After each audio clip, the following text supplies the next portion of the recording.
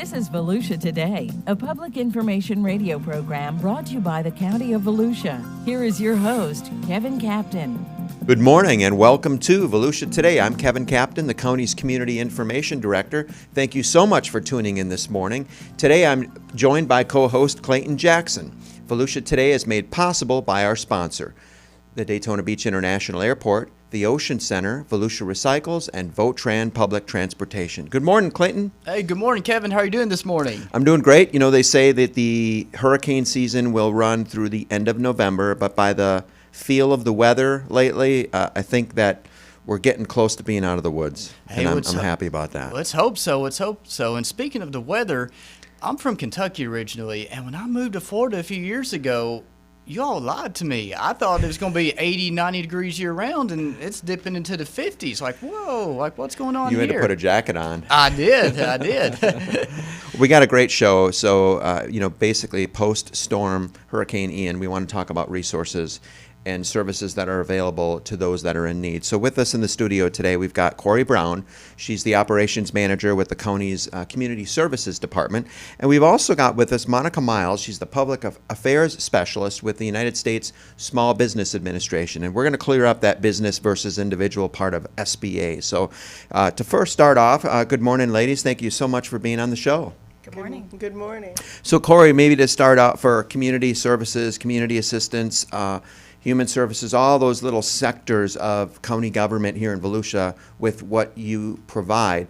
I know you guys were particularly busy during the pandemic. You put out a lot of different programs that assisted with emergency housing and utilities, and a lot of new programs and things like that had to be developed. Now, post-Hurricane Ian, this is bringing a whole set of new challenges to us for our residents. So talk to us a little bit about what kind of special programming the county's Community Services Department is helping for those that are impacted by the storm.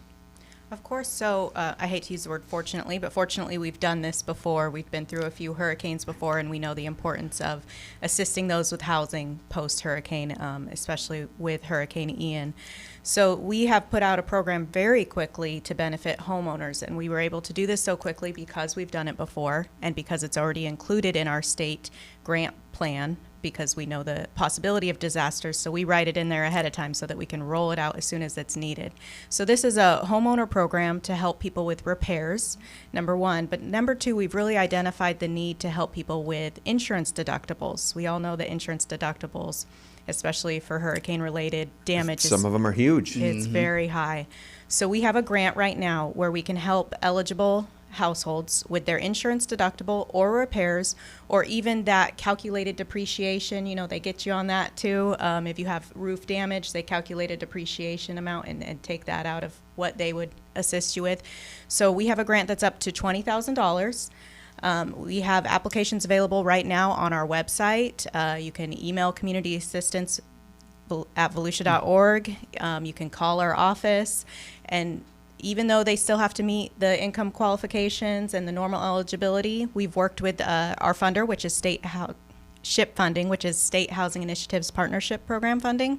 And they've really let us be more lenient than usual because we want to remove every barrier possible right now because people need help quickly. Absolutely. So we're not asking for the entire novel of documents that we usually have to with most of our programs. Thank God. But it is, it does have to be a site-built home or a post-1994 mobile home on an owned lot.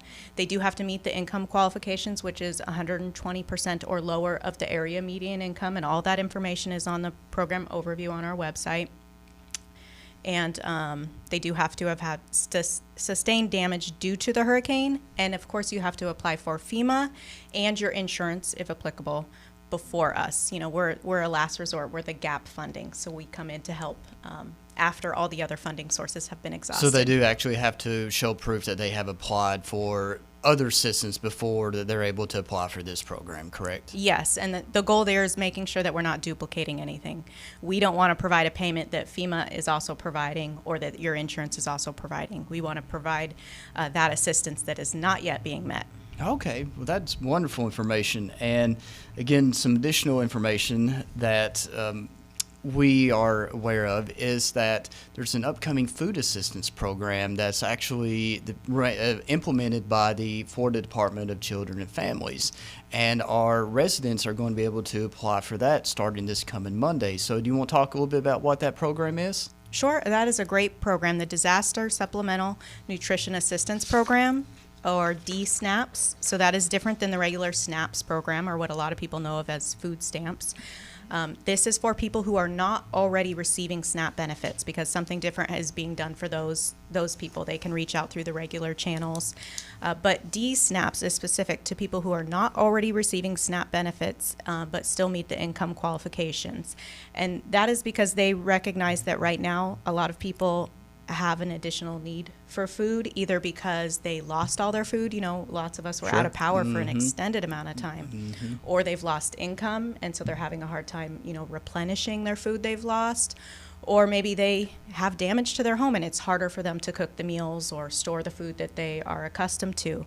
So because there was so much devastation throughout the state, they rolled this out in phases. And so Volusia County's phase is upcoming. So what that means is pre-registration starts on Monday, October 24th. So households or individuals can pre-register from October 24th, and that lasts 1 week.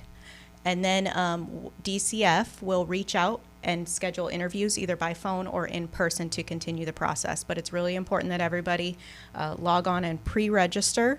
And if they're not able to, there are other methods they can call for those that can't get online. So the pre-registration process for DSNAP, what does that look like? Do they have to come up with a lot of information, or is it just basic info? And where do they do it?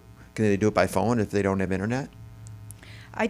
I believe it has to be. I don't think they have an app or anything. Okay. I think it is the website. Yeah, it's the myflfamilies.com/DSNAP. Right. Yep. So that's the first. I have a flyer in front of me, so I'm kind of reading it as we go. Well, and for those that don't have internet at home, they can go to any of the 13 libraries. Yes. And there's free internet access there. Yes, and we have great library staff that will actually assist them in applications if they need to scan documents like their identification, income proof. I also see in the flyer that they have to demonstrate that they actually sustained a disaster-related loss. So pictures of their homes or anything like that could help demonstrate. Again, our library staff are more than willing to scan the documents that help them upload the information as well. Yeah, all of our offices are doing anything we can to connect people. This isn't a county program, but we're aware of it and we're knowledgeable about it, so we want to connect people to the resources that are out there. Yeah, I'm sorry to say, your department does a wonderful job, and even though, like you just said, the DSNAP program is not being funded or offered to the county of Volusia, it's actually a state program through DCF, but you all are champions, that you're getting the message out there, letting them know of what is available. And again, like you just said, not only the library staff, but your department staff is more than willing to jump in and help them apply. So kudos to you all. Well, and on that point too, Clay, the Disaster Recovery Center, we know we've got basically two of them, even though, we got the one at Holstenbach in Daytona Beach, but we've also got one in Astor. It's Lake County, but it's still real, northwest Volusia. But not only is FEMA the main player of the DRCs, the Disaster Recovery Centers, but you mentioned this program now, DSNAP, and it's a state program, but you're speaking on behalf of the county. There's a bundle of other resources available at this DRC in addition to FEMA. What are some of those, and what are some of those that the county divisions interact with that can also help facilitate those resources to those in need? Yeah, they've set this up in an amazing way. Everybody's collaborated. The health department, where the Volusia County DRC is located, emergency management, FEMA, everybody's worked together to try and get as many people in the room as possible to assist people who have many different needs. It's not just a singular approach. So right now, DCF is actually there. So some of those, more detailed questions that we might not know the answer to, they're there, able to talk to people through the process right now. They probably won't stay there once the pre-registration starts, because they'll be very occupied doing that. But we also have SMA there, which is great because they're a mental health agency. So we realize that a lot of people have faced trauma. Absolutely. So we're referring people to that table whenever we can.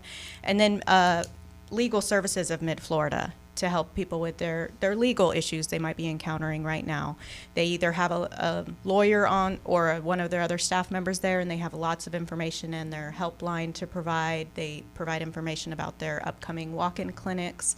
And then I have to say, a great organization that's there is Community Assistance. So we're there to answer questions every single day, 7 days a week. Our staff is out there telling people about our program that we have right now, Hurricane Ian that we talked about, and then any other resources that we might be aware of, and just talking to people and seeing what else they're in need of and what else we can provide. And as we, if any other programs are developed, if we receive any other funding sources, which we sometimes do after a disaster, after a little time goes, we'll keep updated information there, and we'll keep telling people about every program we have. So the good thing about that too, Corry, is that after the storm passes and we're sort of a little bit further away from the recovery phases, for those that are, getting help now, they could continue to get assistance through the county's Community Services Department and Community Assistance Division, even a longer term phase down the road. Yeah, potentially if we have other disaster programs or even our regular programs that we have. And that's why we keep all of those resources out there too, so we can make sure everyone's aware. That's great. We're talking with Corry Brown. She's the operations manager with the county's Community Services Department. We're going to take a quick break, and when we come back, we're going to talk with Monica with the Small Business Administration. Stay with us. I'm Will Roberts, your Volusia County tax collector. In November, my office sends out the annual property tax bills. Most people receive a bill the old-fashioned way, by mail.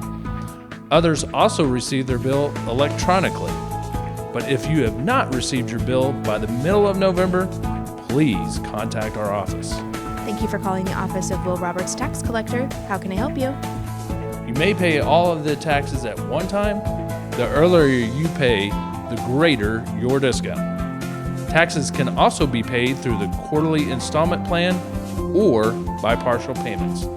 But no matter how you pay your bill, please make sure it's paid by March 31st. For more information on your tax bill and about payment plans, please visit our website. The address is vctaxcollector.org/taxes. That's vctaxcollector.org/taxes. Get ready, it's time for another Volusia County Fire Rescue Fire Safety Tip. Another good tip for the kitchen is safety for the children. We want to create a 3-foot zone of safety around the stovetop so that children can't access and get burned. We're back. I'm Clayton Jackson, along with Kevin Captain, and you're listening to Volusia Today, a public information program brought to you by the County of Volusia. First of all, thank you so much, Corry, for taking the time to speak to us today. We learned a lot of valuable information. And our next guest is Monica from a public affairs specialist with the Small Business Administration. And Monica, I apologize, as we are in government, we use acronyms a lot. So for our listeners, if you hear me say SBA, that's who I'm referring to as the Small Business Administration. So, Monica, how are things going? Pretty good. Thank you for inviting the SBA to the table. Oh, and thank you so much. Again, you gave a wonderful presentation this previous Tuesday in County Council, so we really appreciate taking the time to do that. A lot of great information. But we loved the information so much, we wanted to bring you back and learn a little bit more. So, Small Business Administration. When people hear that assistance and loans may be available for those impacted by Hurricane Ian from the Small Business Administration, there's a public perception that since the term business, Small Business Administration, do you see how many times I just said the word business? That's right. that this assistance and loans are only available for businesses. Is this true? No. With respect to the disaster assistance, the SBA is authorized to provide loans to homeowners, renters, people who rent their home or rent an apartment or other place where they reside, and businesses, of course, and non-profit organizations. So with SBA, Monica, we were just talking earlier about the DRC, the Disaster Recovery Center. Again, so many acronyms today. But as part of that DRC, the Small Business Administration is there in the building. You know, you're seated right next to FEMA. So if a impacted resident, for example, let's say they apply for FEMA and they're not eligible, and many times I understand if they're not eligible, it's because they're just missing some information. But nevertheless, if they do fall into that category where they get denied, they can come to the SBA. And again, like you said, if they're an individual and they can get a loan, and can you talk to us about what are the rates on those loans? Does it matter about somebody's credit rating? And what's the duration in which they would have to pay back that loan? And what could the maximum loan amount be, for example? Yes, FEMA does refer its applicants to the SBA, and as you said, we're right there in the room with FEMA, so they can come right over to the SBA area, and speak with a customer service representative and submit their application right there on the spot. And one thing I want to make clear is that they don't have to bring all their documents with them or anything of that nature. The SBA just encourages people to apply as soon as they can do so. They don't have to wait for their insurance company to come back with their figures or anything like that. So with respect to homeowners and renters, the interest rate on the loans is 2.188%. Wow, 2.18. Right. Excellent. That's great. Right. And they have approximately up to 30 years to pay back the loan as well. Wow. And there's a delay in terms of the first payment of about 5 months. So those are pretty good parameters there for a loan. yes, right. And the SBA does pull the applicant's credit report, but it's the decision as to whether or not they qualify for the loan is not solely based on their credit score. SBA looks at their entire financial situation and makes a determination as to whether or not it appears that they would be able to financially afford the loan and what amount. So ballpark question, if I'm the impacted resident, I go into the DRC, I'm denied by FEMA, and let's say I apply today for a loan through SBA, what's the turnaround time before I'd get the check? The first part depends upon, once they apply, then the SBA will let them know what documents are needed. So once the applicant provides their documentation, then the SBA's goal is about 2 to 3 weeks to give them a decision with respect to the loan. And then once the person decides to go forward with the loan, the SBA's goal and signs their documentations, their loan documents, the SBA's goal is to release the first disbursement within about 5 days. Wow. And again, the information about loans, people may think it's just for a home loan, home repairs and so forth, but are there other ways that they could utilize these loans? Because I've personally witnessed driving down the road, people's automobiles underwater.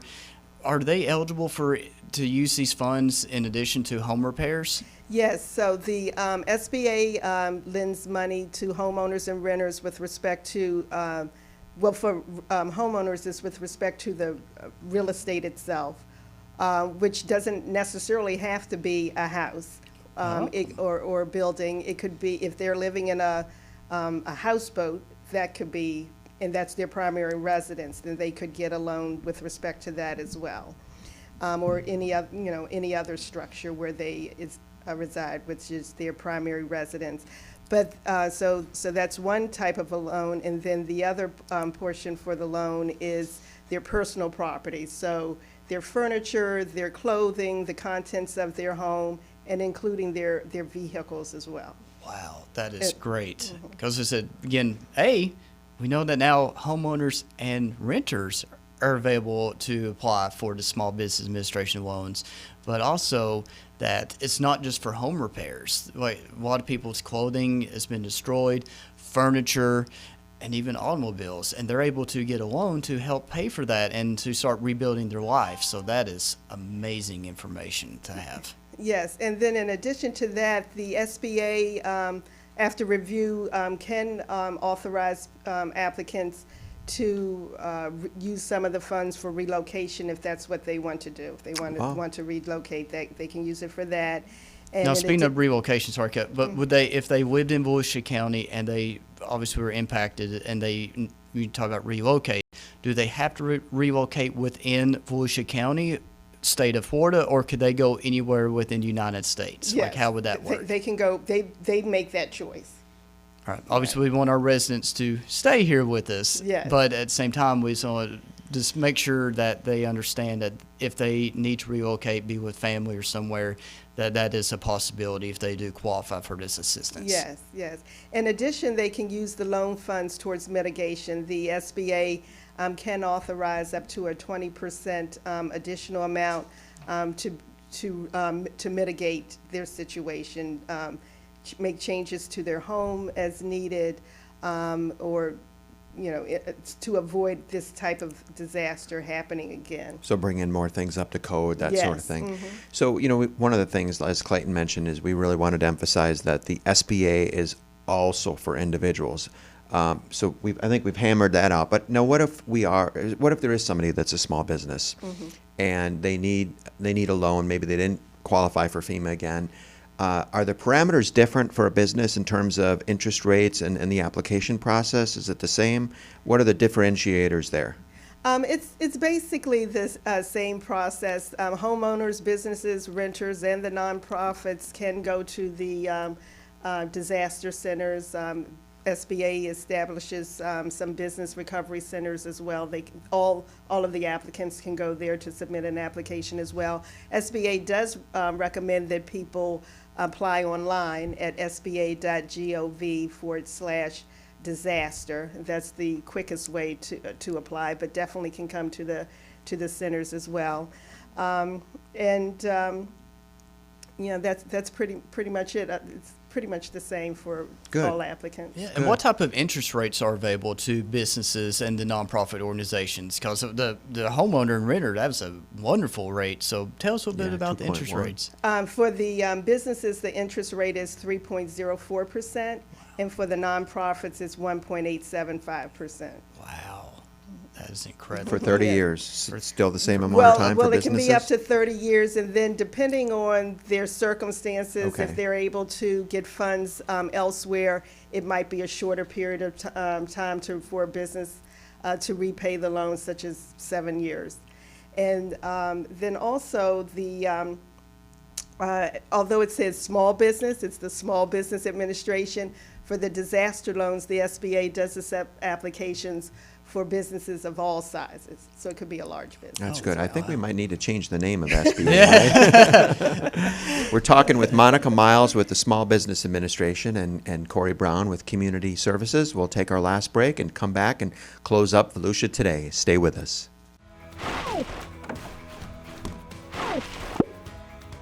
Volusia County is a beautiful place to live, but if we don't respect it, who will? Litter is a problem, one that we can solve. But it's going to take all of us working together. What matters is that we all do our part. Don't be a litter bug. And pick up litter whenever you see it. every litter bit counts. Keep Volusia beautiful.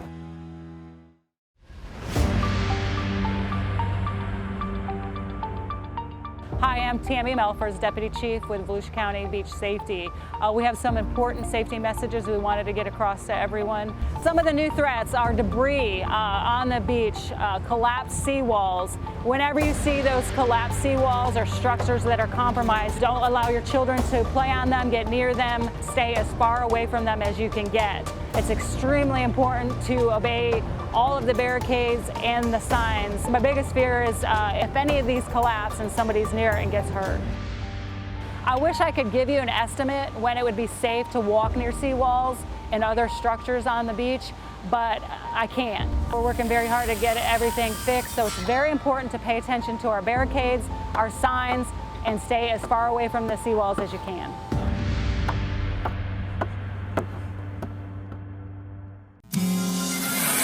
You can access Volusia County government online at volusia.org. Listen to county council meetings, pay for permits or tags, or search the property appraisers' databases. Volusia.org is your Volusia County government information resource. Welcome back. I'm Kevin Captain. I'm with Clayton Jackson. You're listening to Volusia Today, a public information radio program brought to you by the County of Volusia. So in our last couple of minutes, just wanted to highlight, with Corry, with the county, and Monica with SBA. Monica, in particular, you're here from out of town. You're from Maryland. Yes. And how long are you here for? It could be approximately 1 or 2 months. The SBA pretty much is expected to be here at least 2 months. You know, and I think that's an important thing to illustrate because with SBA, that's one entity, but FEMA, and it's not just Volusia County that you're supporting or the organization is supporting. You're supporting multiple counties in Florida. So there's a tremendous number of staff from both the SBA and FEMA that are here throughout the entire state. Yes, that's true. We have the public affairs specialist, which is my position as well, and the customer service representatives and other support staff here. So, well, I hope that you get at least some time, some downtime. I know you're working around the clock and 7 days a week, so because you're staffing the DRC as well too, right? That's right, and it's open like you said, 7 days a week. You can come in and apply. Well, we certainly thank you for what you're doing and all the help you're helping with not just Volusia County, but everybody in Florida. Yes, the SBA is definitely committed to help the residents and businesses in Florida. Thank you very much. Great. Corry, and also just kind of bring it back, you've talked a lot about disaster-related programs that have come about, the pandemic and now Hurricane Ian. But do you want to plug in any other type of assistance programs that the county has available, like utilities or anything like that? Of course, even though we're trying to put out Hurricane Ian related programs and staffing the DRC every day, we're still working as usual as much as we can. So we have an emergency repair program that can do roofs, septic, small, ADA accessible repairs. We have a home buyer assistance program. We can do one-time rent and utility assistance. So definitely explore our website or reach out to our office anytime. We have a lot of different programs to help people. Wow. And then kind of going back again, feel like a broken record here because I've been talking so much about FEMA assistance, but I always wanted to keep talking about that to really encourage our residents to apply. Disasterassistance.gov. Again, we do have a disaster recovery center located at the health department at Daytona Beach. That's 1845 Holstenbach Drive. And again, Kevin briefly mentioned this earlier, but there's also a disaster recovery center in Lake County. And again, this is a federally operated initiative. So Volusia County residents are able to actually go to the disaster recovery center in Lake County and also apply for assistance. And what our emergency management division has told us is actually there is little to no wait times at the disaster recovery center in Lake County, which I do know the one in Daytona Beach, the foot traffic is still high. So we did want to let our residents know that if you're looking for short wait times, you may want to check out the disaster recovery center in Lake County. Yes, that's a good point, Clay. You can go right in there and get service right away and be able to get your applications processed probably a little bit quicker. So with that, we're going to close up Volusia Today. Thank you so much, Monica, for coming on the show today and telling us about SBA. And Corry, thank you for everything you and your team with the county is doing for helping those that are impacted by Hurricane Ian. With that, we'll close Volusia Today. Take care, stay safe, and help your neighbors.